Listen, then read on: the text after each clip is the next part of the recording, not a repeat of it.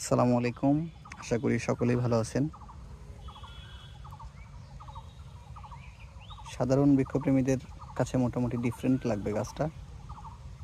গাছটা হলো স্ট্রবেরি পেয়ারার গাছ। পেয়ারাগুলো ছোট্ট, ছোট্ট আকৃতির হয়। হালকা একটু টক স্বাদ থাকে, মিষ্টি স্বাদ থাকে। ভিতরে ২-১ টা বীজ হয়, ২-৪ টা বীজ হয়। মুখের মধ্যে দিলে একটা টক টাইপ চকলেটের মতো খাইতে বেশ সুস্বাদু। স্বাদটা ইউনিক, ডিফারেন্ট টেস্টের একটা ফল।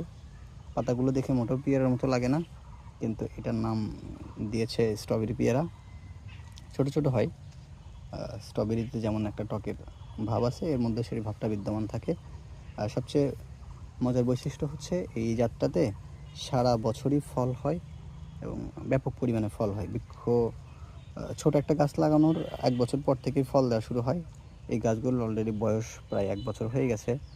গাছগুলো আছে জিও ব্যাগের মধ্যে এবং এই গাছগুলোতে প্রচুর পরিমাণে ফুল চলে আসছে এবং এই ফুলের ড্রপিং একদমই নাই। যে হারে ফুল আসে সেই হারেই ফল হয়। এগুলো মোটামুটি সবই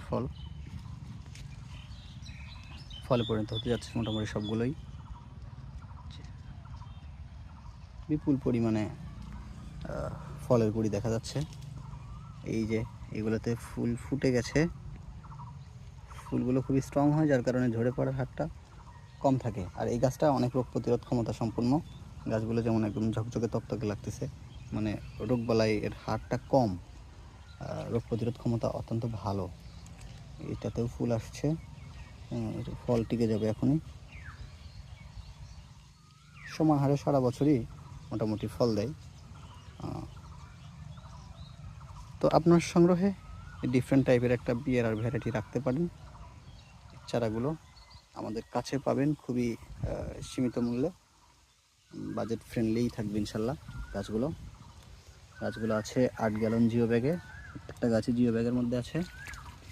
প্রচুর পরিমাণে ঝোপালো, অনেকগুলো ডালপালা, সাথে থাকবে অসংখ্য অগণিত ফুল।